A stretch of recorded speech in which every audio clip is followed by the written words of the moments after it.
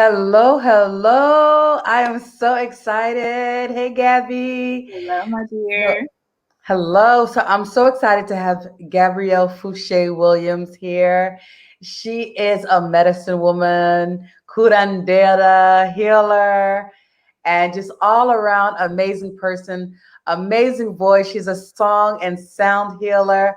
So I'm so glad to have this. It's so crazy because we were just talking last night about the dating scene and dating, and Gabby was like, "We should do it live," and I'm like, "Yes, come on, my Wednesday night live." So this is perfect. I am so glad. And hello, everyone. Hello, who's coming on. Just say hello. Let us know you're here. Say hi, and we'll get started. So Gabby and I met, oh my God, in Brazil. How long ago? That was like 7 years, 6 years ago, 7 years ago, something like I that. think it was more than that. I think it was probably, yeah, about 7 years. About Yeah. 7 years. Mhm. Yeah, yeah. And so, Gabby and I, we've been through, sharing all kinds of things about dating and, relationships. We even got married there to ourselves. Okay, here's the journey So, began. yes, yes, yes. So we thought it'd be great to talk about, have a little distraction from the elections and everything, and just talk about relationships and stuff like that. So I'll start off like what happened, how we got into this conversation. So, hello, Strong Mind, Strong Body Fitness. Hello, Ms. Robin. Hello, welcome, guys. Thanks for coming on. Thanks for saying hello. So, I'll start about how we kind of got on this topic. Last night, I'm going to keep it real. I called Gabby and I was like, oh my God, this is so frustrating. This whole, I just joined Badu, the dating thing, and it's frustrating. Like, The dating app. Yeah. yeah. I'm like, how are you doing this in the States? How is it working in the States? So yeah, I'd like to hear from you. Like, I guess I guess we're gonna talk about dating before being conscious and dating now, like after this whole spiritual thing. So, and I think that's a big frustration because for me, it's like people are coming on and there's no substance and not really talking about anything. And especially here in Brazil, they want to go right to the sex and kissing. And it's like, can you try to get to know me first? Like, Right. Right. Yeah. Uh, I think you'll find that anywhere. I think so. It's important to mention, like, we are talking about our experiences as um, heterosexual, heterosexual Black women, dating presumably heterosexual Black men or other races as well. But like, this is like, this may be kind of a heteronormative kind of sounding conversation, yeah, but it's just based on our experiences. So it's not like yes. other people's experiences and, with different, areas of like gender identity and sexual orientation and all of that are not like respected and important to us. It's just we're talking about our experiences. So I think it's Mhm. important to mention that. But like, Thank you for clarifying that. That's important. yeah, everyone's experience is unique, but I think we can find some common ground and commonalities in what you're saying. I mean, it's kind of and anywhere you find. I mean, yeah, in my experience, and I'm not a man hater. Anywhere where there's men, like straight men, there's gonna be a lot of ploys for sex, and that's Yeah. the primary driver. That's just kind of how they're wired. Although Yeah. we all enjoy And, sex, and, but and it's interesting you say that because I used to be like that. Like, I remember I had a good friend. He used to be like, Renee, you're a man with a pussy. And I was just like, what? He's like, yeah. And this is the thing. And so this was me before, right? I love sex. I still do.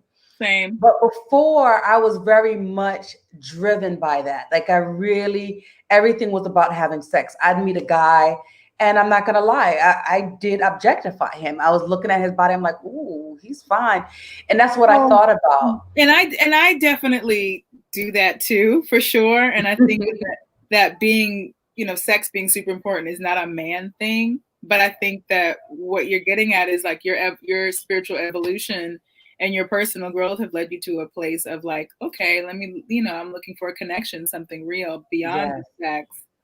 And it's hard to find that when not everybody is really moving toward that, or maybe they are, looking for that, but don't know how to go about finding it. And like their base instincts kind of kick in, which is, looking for sex and maybe finding love, as opposed to looking for love and stumbling upon sex. Right. So we kind of actually just jumped into this topic. Let's rewind. Let's rewind a little bit. And if you could introduce yourself a little bit more to my listeners, my followers. I did say a little bit about you, but tell us a little bit more about yourself. And like what led you to Brazil? How did you get on the spiritual path? Yeah, let's hear about that, and then we can kind of go into more of the conversation at hand. Yeah, so I think spirit just led me to Brazil. I'm a teacher by trade, an elementary school teacher, but I have a lot of creative gifts as well. And I think that Brazil was a place that kind of allowed me to express those gifts. I was able to find teaching work really easily. Also, it was just the call of there, just to get more in touch with Afro-descendant people in that part of the world. It was just such a draw to me, and just the spirituality, and like it's like a portal place. It just draws me in. I really fell in love with that and wanted to stay there because of that, and found exactly what I was looking for in terms of community, healing. And that's really where the healing journey took off, meeting you and others in our crew, in addition to like traditional healers of different, from different traditions in Bahia, from, Candomblé and, the Afro-Brazilian traditions to the indigenous Brazilian traditions, and then the different communities. Just like how I became immersed in such an organic way. It felt right. It felt spiritually like home. It felt like finding your church home. Mm-hmm. So organic in the community that grew out of that, and my own growth grew out of that. Working with Ayahuasca Medicine, working with different shamans, and then just having them kind of take me under their wing and teaching me because they saw something in me. Because of, I guess, I've been through a lot in my life. I think, like Elizabeth Kubler-Ross says, beautiful people they don't just appear, they're made, forged in the fire of adversity. And I think that that's what enabled me to become a healer. Look, I'm not gonna lie, I think you were made and then you did the work to become even more beautiful.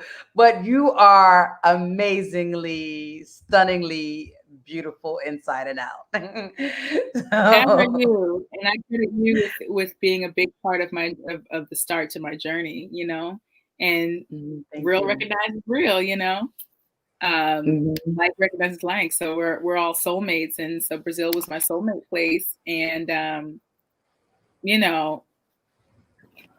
I got real deep into the healing work, and it continues to this day, but it all starts within. And I think that's why dating is it's a huge topic, because a huge part of how we navigate our own healing and all of that is related to how we relate to other people. Our relationships are what make our lives richer, platonic friendships, family relationships. Our relationships are really the lens through which we are really able to see ourselves, our triggers, our sticking points. A lot of spiritual work needs to be done, on your own, but that's not where it ends. And examining our relationships, I feel like, I know I've gotten huge, just like a treasure trove of information about what still needs healing within me, like my relationships. And then romantic relationships, they really mimic our caregiver relationships. What we're drawn to are the issues that we have in our romantic lives all the time. We really related to our childhood wounds and our relationships with caregivers. And it's just, that's a huge thing for me, is, healing old childhood wounds, source wounds, as they call them. And, one of the big things that kind of pointed me in that direction. Like, you still have more healing to do here. Is romantic relationships. Like, it's a mirror. Like, you will Right. trigger. It is exactly a mirror. It's such a mirror, you know? And that's the thing, you know, all of us, everyone, we're gonna have to constantly keep doing the work. Like, the work is never done. And I think sometimes people look at, oh, they've done the work, they're good. But no, it's a constant journey. It's a constant process. And so a lot of times people will look at even just gurus, I don't know, you know, like Osho or Amma, the hugging saint, or whoever. But you know, but they're still doing work. It's still a process. So I don't know, in my personal opinion, I don't think you ever get to that place where you're not still needing to grow and do the work. And that's why this topic right now is just, it hits so home for me, because this is a topic that I'm still working on, you know, and I've seen how much I've grown. Like, literally, before coming to Brazil and doing this work, you know, I started to say, you know, I would have sex. I would have a lot of sex and I loved it. But there was an emptiness inside. I felt so empty. You know, I would have sex with someone and it was great physically, but there was just something inside of me that was missing. And so now it's like, you know, people think, oh, she works with Tantra. She's a sex and relationship coach. She's getting it all the time.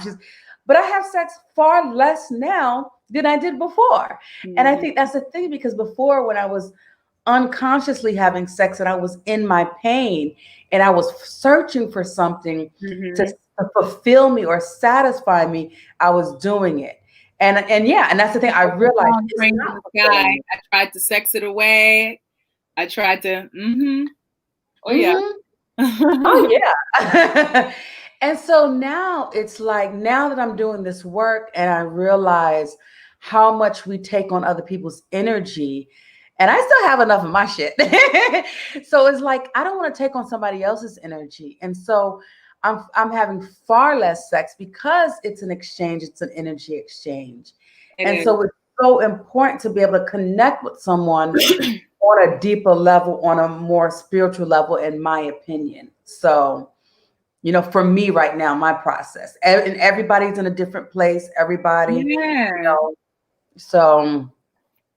And everyone's desires are different. And that's why it's so important when going into the dating world, you know, as you transition, as we are, you know, we've now transitioned into a more conscious part of our lives, you know, we have to kind of look back with gratitude on what we've learned and in our experiences, you know.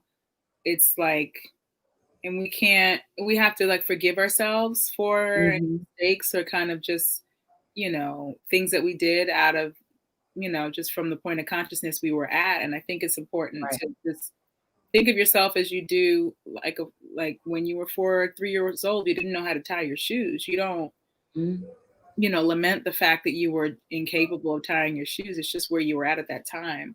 And then, you know, so looking back on that time, because I can totally relate to you, just coming from the past to now, it's just, it's light years of difference. And I've changed so much. So obviously the quality of my relationships has changed, and also what I'm looking for in relationships, and just knowing what I want in general and what's right for me. And all that has come as a result of like knowing more about what makes me tick.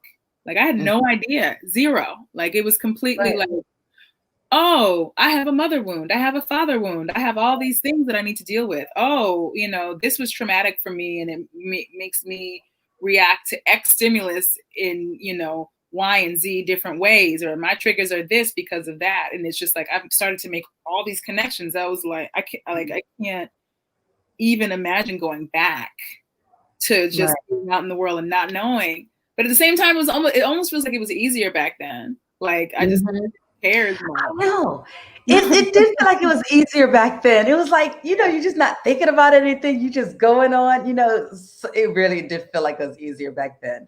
And I'm glad you made that point about, you know, everybody needing to go through their own process, everybody being where they are, you know. And I definitely feel like I needed to go through my journey to get me to where I'm at right now. And I never try to get people to feel guilty or not go through that process. Because actually, I feel like even though, it helped me to learn a lot, learn about myself, learn a lot about what I want, and just about sex in general. So I definitely think it is a process that we need to go through. Absolutely. Mm-hmm. Absolutely. I see Phil says, a great connection will make great sex. Well, a great connection will make sex great, but great sex will not make the connection greater. So true. So true. It's honey, not glue. Sex is not going to keep anything together that ain't supposed to be together. For that, you need a whole lot of other stuff. And right. Knowing what is like a really important first step. And I think a lot of people think that a lot of people try to in a relationship to have more sex and try to keep it together. And sometimes you've heard of different people sometimes having a baby to try to keep a relationship together. And those are two things that's not going to increase a connection. It's not going to make a connection greater. No, and sometimes those things make it worse. Only going to the source of each person's issues and everybody working on themselves, and doing their inner work. And then, because there's you, the other person, and then each of your inner work. And then there's this third person, this like baby of the relationship, which is the relationship. It's this whole other entity. The relationship is a whole nother person. And that has to be examined, and right. And just, but like the process of dating in order to like see, to potentially get into a relationship. A lot of landmines because it's a lot of people and their shit like out there. Yes. And it's like, can you expand on that? I like what you said. Can you expand on that on that third part, that baby that's in there as well in that relationship? Yeah. I mean, it's like a plant, it's like this thing that two people are planting together. And it's like a little tiny like plant. It's like a little baby, that relationship is something that has to be watered and nurtured and really cared for properly, like in order to have a conscious relationship that is healthy and has longevity, if longevity is what you're after, which I think most people kind of don't want a good thing to end. That's kind of how human beings are. But conscious folks, we know that things are impermanent and you can have many soulmates and all that kind of stuff. But I think if you're getting into a relationship, the goal is to kind of make it last, whatever that means to you. And watering it and like caring for it, especially in the beginning, when it's just like getting a new plant in the house. It's like you don't know its tendencies just yet. You don't know how much sunlight it needs. When you may have like the basics, but like this particular plant, this particular relationship is brand new, and it's like the alchemy of these two people and all their good and all their bad things coming together. And it's like that's a lot. Like when you really kind of lay it out and think about it, it's like to expect it just to work without putting your consciousness into it and putting your wisdom into it and putting your all those good things behind it. It's kind of, I'm not surprised at divorce rates and rates of. And I think so many people were so used to watching, these fairy tales on television, in movies, and you think that a relationship has to be a certain way. And it's not. And relationship in the fairy tales, they end at the wedding, and then you get rom-coms when you get older that are full of ridiculous scenarios, and then you have the relationships that people witness growing up in front of them, and that's setting them up for success, failure, or anywhere in between, because those words. Right. It's a lot to navigate, and you go into it. You go into the dating pool, especially in 2020, it's online. So you're not able to it's so difficult to screen people out because that's what all dating is. It's not, you can't really go into it with the whole notion of, I'm going to find my Prince Charming. Like you're going to get your feelings hurt. If that's how you go into it, you have to go into it as like, you're vetting candidates. You're screening people out, you're meeting people and having a good time. Like it's supposed to be fun, but at the end, it's not that fun. You get older, people's hearts are more on the line because late 30s, mid 40s, and beyond is kind of more of like a relationship building phase in life. As a psychologist, about the life cycles and like, not that everybody is on that, some people Right. are like, nope, I'm independent, I'm good, I don't need whatever. Mm-hmm. But they're in the dating pool too. If you want a relationship, you got to be careful. Mm-hmm. And that's the thing, we haven't learned how to be in a relationship, right? So like you were saying, we're watching our families, we're watching our parents or aunts and uncles or friends or people around us, and either we're getting good examples or we're getting horrible examples. Then we're at school, we don't learn at school, they have a sex ed class that doesn't teach anything about relationships or dating. Like, right. And then you have television that doesn't really even go into anything. Then you have porn. So it's like all of these different things that really don't teach you how to be a person in a relationship, how to be a man in a relationship, how to be a woman in a relationship, how to be a partner in a relationship. How to date, just to begin with. Like that whole, like getting into the relationship. Yeah. Like, I mean, being in the relationship and like making it work is huge. But even the process of getting into it is like nuts. Right. There's so much to it. And like we kind of are, a lot of people are just out here. Like, and it's just like, I don't recommend it. I recommend being armed with wisdom. Right. And Phil says a lot of people are broken in dating. They're just looking to make themselves happy, or they're looking for someone else to make them happy. And that's the thing. No one else can make us happy. Like that has to come from within. And we have to keep constantly doing our work and growing to not be broken, to heal ourselves, and this is what led me down Tantra, honestly. This is what led me down Tantra, to do the work on myself and to heal what's been broken within me, to heal all of my parts that was leaving me seeking more and trying to find more to fulfill myself, but now it's like, okay, I've done that. I've done a lot of that work. Now, how do I navigate the whole dating scene with, wanting that person that's conscious, that's, also wanting to make a connection. Like, how do we find that in this 2020 online dating world, It's challenging. And it's important to remember also, that, happiness does come from within and whatever. Like, that's like I've been talking to my healer friends and others about that notion. Like, yes, happiness has to come in from within, but I don't know, like everyone has their own truth, right? And everyone has their own set of like their own history and their own traumas and stuff like that. And like there are certain things that get broken, inside of you. It may not ever be 100% fixed, like you were saying. Like it's a lifelong journey to healing. Like depending on what you've gone through, you may always feel a little lonely when you're on your own. You know what I'm saying? And like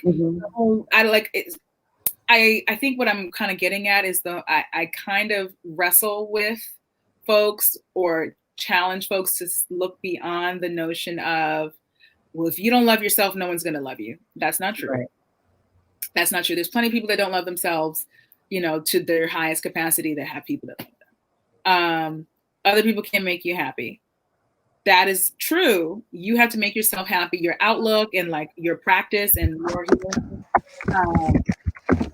and all that is extremely important to you having the desired outcome. But like the whole notion of like happiness it's a very kind of slippery concept. Like, are we always going to be happy? No. And like, what is happiness and all of that? Like looking at that is important, but then also thinking about the fact that we're human beings. We look for. Phil loves your fro. Sorry, I got distracted. I love it too. But yeah, like having our human relationships, that's what makes life meaningful. Yes. So I've had a back and forth with friends like that are very independent, and it's just like, I wish I could be that independent. I wish that I felt like I didn't need anybody or whatever. But that's not my story. You know what I'm saying? Like, I do feel happier when I'm in a relationship. Will that ever change? I don't know. I'm working on it. you know, my solitary life is improving, and I continue to work on it. But my particular like set of circumstances is such Mm-hmm. that, you know what I'm saying? Like I lost my Yes. entire immediate family when I was Mm-hmm. in adolescence. You know, my almost everybody was either Oh. not present by choice or passed away. My mother, etc. Mm-hmm. Like that's a huge hole. You need Yeah. a family. You know what I'm Yes. saying? You need Yes. not, you know, just your, so you can seek out these things in other ways. Community, you know, make your life as full as possible. Your friendships and all that kind of stuff. It's extremely important. And I think I have good friends that always, you know, kind of push back on the narrative that, you know, a romantic love is the end all be all, end of the movie, you know, the most important thing. And there's so much emphasis on that and not enough on other types of love and relationship and community. But it's true. But at the same time, there's a whole biological thing that undergirds the fact that we need relationships, and like the idea of romance, you know, there's some of it that's been fabricated by society, and some of it, you know, comes from our Mm-hmm. biological like processes or whatever. And then there's the soul level things and finding that soul connection in the way. It's, yes, you have to find happiness from inside, but also our relationships really are what give life meaning. And being Yes. okay with owning your personal story and how you relate to relationships is really important, because one person may be comfortable being more like an island, you know, in life, Mm-hmm. whereas another is more like a wave, you know, where the emotional intensity and whatnot is kind of like where, you know, what their life has brought them to. Um, or you can be more like an anchor where you're, you know, you're comfortable with different types of relationships and, you know, emotional intimacy and things like that. Like we all have our attachment styles and things like that. And like owning that and being okay with it and leaning into why we are the way we are and using relationships as a way to continue to just see deeper into ourselves. I think Mm-hmm. that's the key.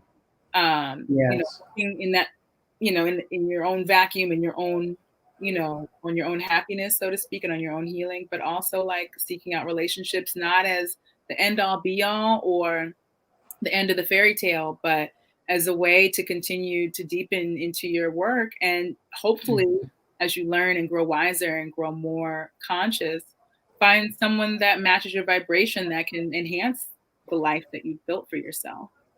Mm-hmm. Mm-hmm. Yes. Yes. And so right now, in this world of COVID, you know, and so I've had people ask me, what, you know, I actually just had someone ask me, you know, how do you navigate the dating with COVID and being safe and all of that? And we kind of started talking about this earlier when you were saying, you know, like being able to vet people out because now it's online, we're not meeting face to face, and so there's so much. And I think that there's also just this whole level of safety. So like I know a lot of times people are, you know, they're online, they're doing the dating, and people are right away trying to meet up, at least here anyway in Brazil. I don't know what it's like in the States. There's And some of that so too. it's like, I'm not gonna just go out and just meet you. Like we need to talk first. I need to know, are you following the quarantine? Are you going out and wearing masks? Because I'm not gonna put myself at risk, you know, because I hear this COVID is painful. The pain that you have, the suffering. I'm like, I'm not going through all of that. And it's not worth it to go No. out with somebody and catch it and get sick. So it's like, so there's so many different There's factors the now on COVID top of this. safety, then there's the regular safety that you have to be careful, like that you're not going to be putting yourself in a physically dangerous situation. And then Mm-hmm. there's the emotional safety, like, is this person going to be emotionally safe? That's something that you more so see over time as you do get to know Right. the person and assert boundaries accordingly. But it's like, there's a lot in terms of keeping yourself safe. And there's a guy friend of mine that I was talking to, and he mentioned like how he had like an unsafe situation several years ago and had like a woman stalking him Wow. after a few dates. And, you know, COVID safety, dating violence safeties, you know, all that kind of stuff is important. And what we have to do is, you know, one thing he said, and a light bulb went off, like, duh, why didn't I think of this, is doing like protection work as someone that's elevated consciousness, not better than anybody, because I don't buy into that, but like someone who's been actively working on their own healing, liberation, and consciousness through their own, practices, communities, or whatever. We have to be very, very intentional about protecting ourselves. Yes, that's so true. Because people sense that healer quality, and they want. I know, it's like that vampire. They come to you and they want you to heal them. They want you to fix them, and that's the other thing that I get. It's like people get attached and they just want, they want you to give them advice, to take care of them, and it's like, and I'm just like, I don't want to teach you. I mean, I don't want to have to be working when I'm not at work. And, and I'm not saying that I don't want to teach what I know, like in terms of the Tantra, but just sometimes you just want somebody that's not just coming to suck and drain you, It has to be an equal energy exchange, or, maybe it can't always be equal, but, maybe on one day it's 60-40 and on another day it's 50-50. And, but it has to be a generally like organic and healthy exchange energy. Like everyone has to bring something to the table. And like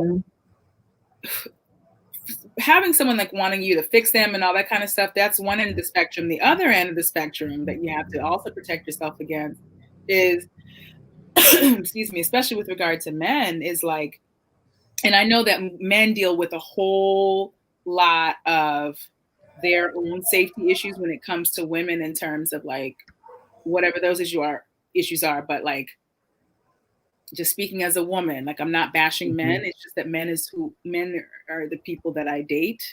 And so this is who I'm speaking on, but you got to be careful about people that are just after sex, like you said.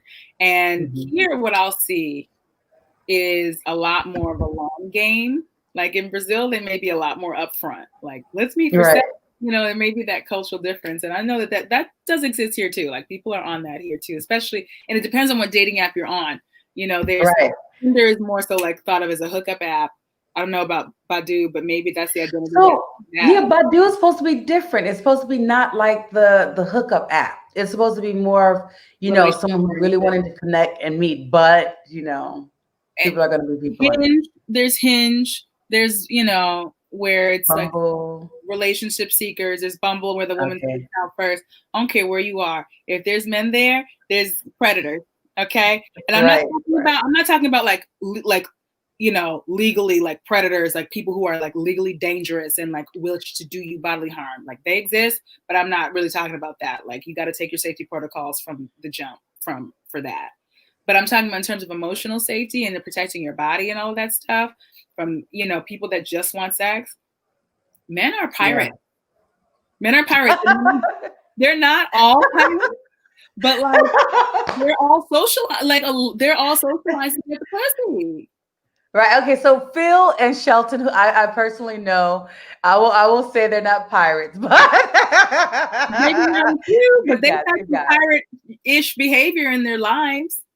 Probably. And that's not to say that women, we don't come with our own like brand of like whatever stuff, but toxic masculinity and like the patriarchy, it has them out here like midnight marauders.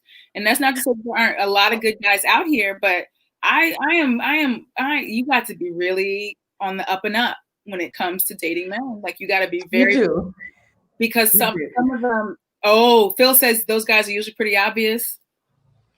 To you, you're a man. You're a man. Like there are people out there that invent whole personalities. Like there are people out there that will go, like they will really find a way. You would think, they're pretty obvious. If they were pretty obvious, they wouldn't get very far. Now it's obvious to those that know what they're looking for and know how to pay attention and how to take their time. Like if you know how to do nothing else, knowing how to take your time and trust your intuition, but and trust your intuition, and just play the long game and just watch those actions and not listen to words. That's super important when you're in the courting phase of meeting somebody. Yes. Like So it's so interesting because I was talking to this guy on Badu, and we had been talking for a little bit, for a while. Good conversation, been flowing, nice. So then I was like, hey, because I'm not on there that often. I was like, okay, would you like to connect on WhatsApp and let's talk? Gave him my WhatsApp, didn't hear from him anymore after that. And it was so interesting because I think, on the app, he could be another person, but then switching over to like WhatsApp, then maybe, I'd have to see his real face or something. I don't know. Like, I don't know what he was thinking. So it was like, it's so frequently. People are talking to more than one person and they just feel like they don't have that much invested, and it's easier just to ghost than to like go through the emotional labor of saying, hey, not interested, or hey, I'm actually talking to this other person that I just happened to be talking to before you, or hey, I'm busy, or hey, I'm like, jerking my instead of talking to you. I don't know, like whatever they think. Right. Who knows? And Christian says, so these are some great comments. I want to say again, thank you guys who are coming on and commenting. It's great to hear your feedback as well. Christian says, always listen to actions, not words. Right. Bianca, trust your intuition. Shelton, men are wired differently. Yes, thank you. Yes. That's another thing women have to do, is learn how men think. Not every man is exactly the same. Obviously, there's cultural, racial, and other differences. Every man is different, just as every individual is different. But women have to really get into the trends and like general behaviors that men exhibit and be real keen. Right. I tell people, like, I don't necessarily know how, I could not tell anybody how to find their Prince Charming or whatever, or their relationship of their dreams. But I can tell you, I can give you some pointers on how not to get played.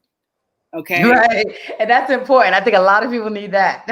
A lot of people need that. Like, how are you going to be it? Because dating, you got to be patient. You look online and how COVID is, like, who knows? Like, keeping yourself safe is really important just for your own sanity and well-being, but also like, how you going to get to a man that really is worthy? How are you going to survive kissing all these frogs? Right. To a man who is worthy. Like, you got to be able to vet them and rule them out quick. Like, right. Listening to you is so interesting because men don't have to go through all of this. It's like they have to go through other stuff, though. They have to go through other stuff. They go through other stuff. But in terms of go ahead, I'm listening. I'm sorry. No, I'm just gonna say, like, in terms of just listening to you, I'm like, what the men go through is different. So yes, it's they don't have to worry about difficult. But like in terms of the physical safety and having to think about all of these different things, is this person a predator? Is he gonna, try to, harm me in some way? Right. So it's a lot. That's not on their radar for real. Phil says what? I need examples. What do you mean, Phil? But go ahead, Gabby. I can't speak for men. I know that men, they deal with hurt differently. Men, oftentimes, like, they get men because of the way they're socialized in a lot of ways. Like, they get hurt once and then they're like, fuck love and that, and they have to deal with their own toxic shit or whatever. It's like they get hurt when they're 16. And then men are actually more sensitive than women. In my experience, they're more sensitive than women. And the thing is, because of society teaches them that they have to be strong, they have to be tough, they can't cry. So it's like you have this sensitivity, but then you can't show it. You have to be strong and you have to be tough. So it's hard. It's hard. When they get their hearts broken, it's like the end of the world because they don't open up for as much in many cases. And these are generalizations. Like, there are people, like, attachment theory, really governs like how we relate to other people. But, men have more of a fame of being avoidant attached, which is like people who are like more like an island. Like, I'm independent. I don't want this or whatever. And then when they do open up, it can be, but women can be avoidant and men can be attached. Like, it's fabulous. I know plenty of avoidant women and plenty of anxious attached men. But I'm just saying Mhm. what men have more fame of being. And also what's in the dating pool, there's a lot more avoidant people in the dating pool than securely attached or Mhm. people, because securely attached people stay in relationships longer and are thus less on the dating apps and the dating pool. So that leaves who? Anxious attached, the people who chase, and avoidant attached, the people who Mhm. lie, you know, and Right. that's a whole thing. But I mean, in terms of, I mean, yeah, men have their whole their whole other set of things that they have to be careful of and whatnot. But I just know from a woman's standpoint, being careful that someone's not a predator, and also not not just out for sex. Like, I've been dating for years.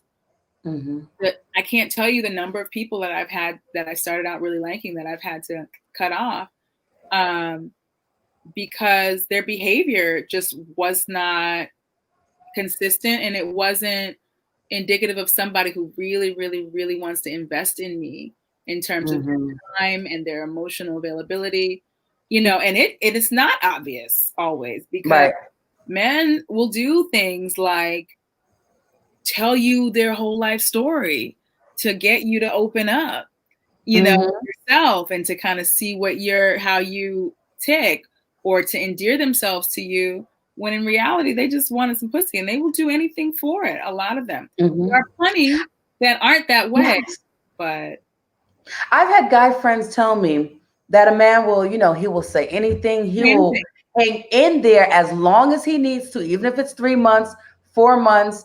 And then if his goal is just to have sex, after that 4 or 5 months, however long you made him wait, he's going to get it and then go ghost. Oh, they're You patient. know, It's a they're competition for patient.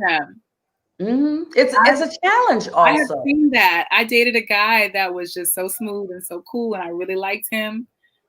And I just tested him, and we dated for 5 months. It was excruciating because I was ready to get down, but I was just like, it's not about when you do it, it's about why. Like, why are we having, Right. is there a real Right. connection here? Are you showing me day after day that you are so into me and that Mhm. you really, really mean business? He wasn't, you know what I'm saying? The consistency, the Mhm. frequency, the intensity, or whatever, the deepening over time, it wasn't there. It was just time spent. It was Mhm. like, at this point, I've already spent this much on dates with her, done this, that, the other. I don't really like this woman that like that on a deep level, because either, we weren't vibing Mhm. the way I thought we were, or because he has his own avoidant blockages and didn't want to feel a connection. But whatever the case was, he was just after sex. He didn't get any, Mhm. but it's Right. 5 months. He held on for 5 months, and that's why it's not Right. obvious. It's super not obvious. I've had Mhm. people invent whole personalities around, like, with healers. Watch out! Don't talk about your healer stuff too much in the beginning, because there are people Mhm. that, oh yeah, I like this, that, and the other, and I'm so into this, and phony. Mhm. I've had that too, because a lot of people, they know um, what I do, that I meditate and all this. And I've had guys come in and they say, "Oh yes, I love meditating and I want to learn more." And they're saying all the right things that they think I want to hear. But it is like, and my intuition is really good, and I'm fortunate for that. I'm like, yes, and so I feel these things and I'm like, it's just something doesn't feel right. And sometimes you don't know what it is, but it's like something doesn't feel right. And then sometimes you go against that or you continue on to see, and then it's like, yeah, you know. Yep. You Phil says I need some sexual healing. Vermelin says, Gabby, women ask the question why? Because we are looking long term. I'm not understanding the question quite. Yeah, women ask the question why. Can you watch their actions, Renee? Yes. Vermelin, are you asking a specific question to Gabby, or are you just making a comment? Women ask the question why, because we are looking for long term. Because I think you might have said that there's a little delay from when the comments come, so it might have been something earlier, and then we just kind of lost track. Mm-hmm. Sometimes I have an actual physical reaction to people's energy. Interesting, Bianca. That's interesting. Yeah, there's so many different ways that, you know, we can react, whether we have that feeling, we have a physical reaction, or things get in the way, you can't meet up because things are happening. There's so many different things. Oh, Gabby made a statement about women earlier. Okay, yeah, I can't remember. It was so many. If you want to clarify, but yeah. Okay, sorry. Okay, so yeah. So there's so many different kind of conversations going on at once, and then it's like kind of hard to kind of keep with the flow. But Stacy W says, "Love this conversation. Thank you, thank you, thank you." I'm telling you, I enjoy having Gabby on. This is our second time doing a live. I did one on her Instagram, and this one, Gabby keeps it real, and we lived in Brazil for some time and just kind of went through so many different dating things. And it's so important to have these discussions, and just to let you know, really, this is all about having more of these conversations about dating, relationships, sexuality, because we don't have this enough. And people, just needing to have a space where we can talk about these things and learn from each other and grow and learn from other people's mistakes or what other people have learned. Yeah. It's so important to have these Shared conversations. wisdom is so important. Mm-hmm. It's so important. Okay. Going into the experience with wisdom, especially with regards to like understanding how human beings operate and how people of the other, gender operate. Yes. So Vermelin, I have this live every Wednesday at 7:30 p.m. now. Today we started at 8. Sometimes it might be a little bit different, but every Wednesday I have a live live on Facebook and YouTube, having these discussions. So remember to come on and watch. It's always a different topic, always a different person. Always great conversations. And I just want to say real quick, we're going to continue with the conversation, but if you're new and you're enjoying, don't forget to subscribe to my channel and share this video, because a lot of people need to hear this conversation, could learn something or could grow or just add, so share this and hit the like. That's important. Hit the like on Facebook, hit the like on YouTube. All right. So Shelton says, question, do you stop dating a person because of bad sex? Oh, that is a great question. Great question. Tried to fix it and it's not fixing. Yeah. Stop it. And I'm going to say that too. I would too. Honestly, I won't just date them if I won't just end it, because of the work that I do. If I'm really into them and I love them, I will teach them what I know. I said in the beginning, I'm not trying to teach everybody, but that's especially in the beginning. If you're not giving me something, but if we're to the point where we're in a relationship and there's a connection and everything else is great, is on par, then I'm going to work with them. I'm going to teach them how to do tantric massage. I'm going to teach them tantric sex. I'm going to teach them some different things. Now, if they refuse to learn or they don't want to learn, I'm out. If I teach them and it still sucks, it's because they don't want to. It's because they're not really trying. Because the stuff that I've learned and I've taught, like, it works. It works. So there is no reason that the sex could be bad. So, if I teach them and I'm going in and I'm putting all this effort and it's still bad, yeah, I'm sorry, it's out, because that's important for me. That's really important.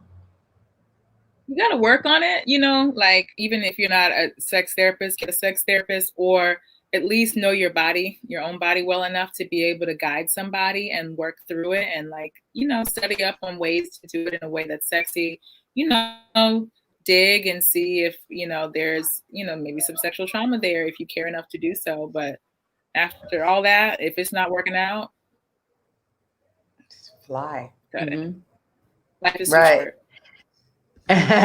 Phil says, what is bad sex? So it's interesting, and I think he's joking, but for me, what I would say, like, bad sex is someone who's not listening to their partner. They're not listening to the partner's body, what the body is saying, because our body talks.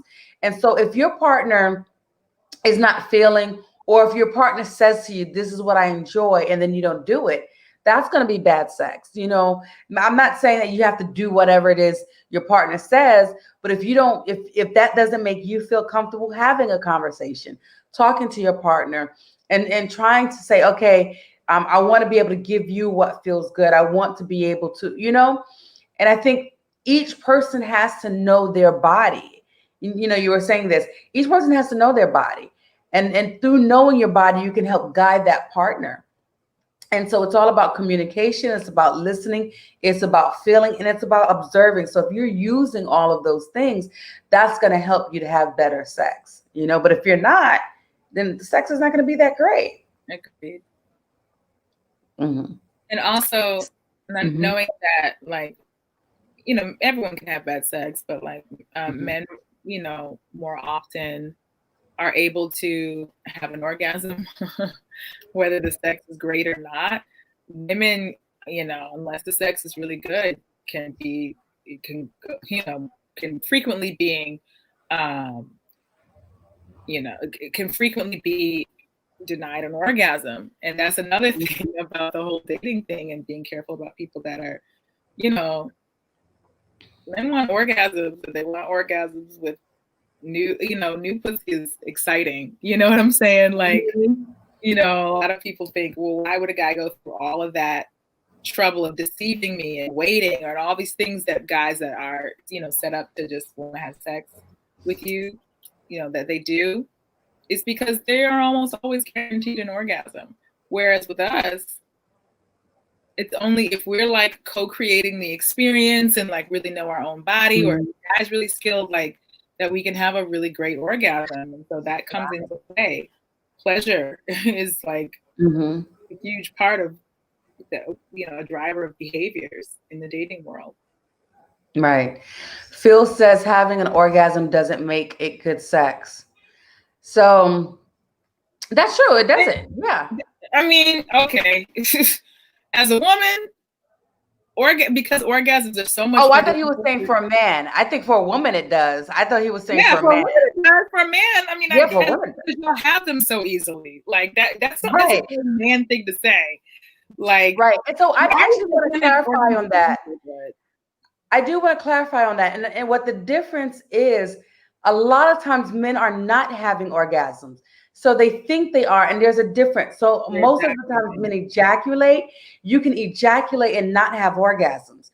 And so that is why for men, they can be having sex and ejaculate, but it might not be all that great because they're not orgasming. They're not fully orgasming. Okay. When they actually start to do the work and they learn their bodies and they separate the two, men can have multiple orgasms just like women can. And they can have mind-blowing sex and feel great all the time. You know, now for women, if a woman is going to orgasm, it's going to be good. You know, so she's ejaculating, she's having an orgasm. Usually. Right.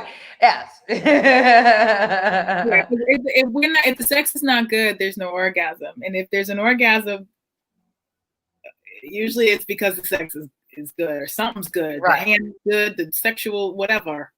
Something's good. And I think that's the difference between the men and the women, because women also, we're more mental as well.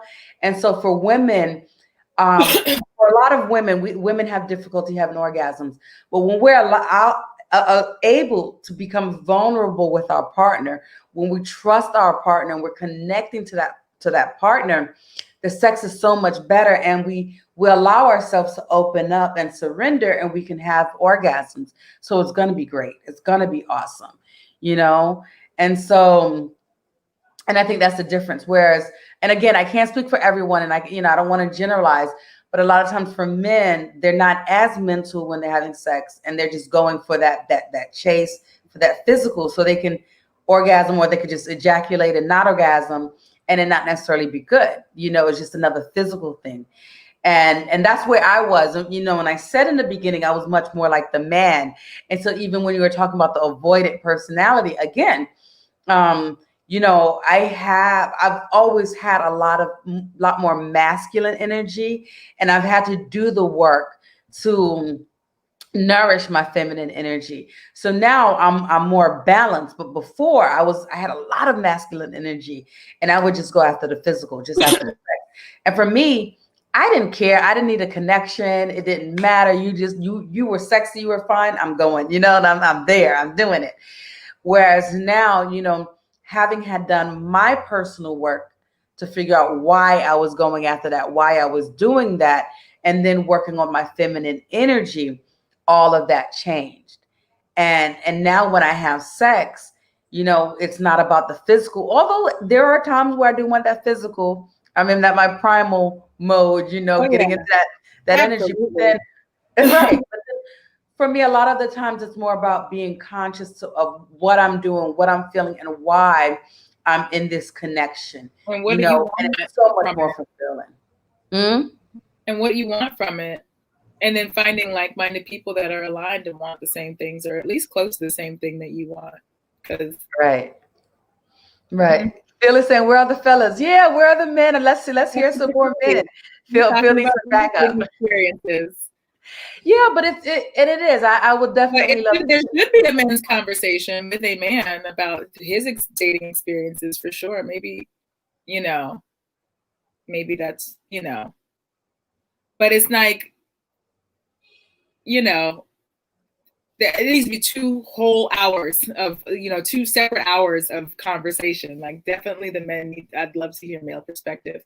That's what I refer to for like dating advice, by the way, and stuff, is I talk to men and like stuff written by men about dating. You know what? This would actually be good. And maybe next week, maybe we could have a continuation and have some men on, maybe have, into that. If you want to come back, and then, because I could have up to 6 people on here, if you want to come back and maybe have some other men, maybe 1 or 2 men come on too, maybe have 2 women, 2 men, and we can have a good dialogue, a good conversation about this. So that might be something. Totally. I would love that. And I would do a lot of listening. And okay. Yes. Awesome. So Phil, if you want to be one of those men and come on, let me know. If not, I'll try to hunt down some men and I can get some men on here. Stateside. Bianca says yes. All right, yes. And I know a couple of men too who are on this healing path who do some work. So yes, a male perspective. All right. So I'm going to look for some men, and then let's see if next week. Yes. And field some questions for us to ask.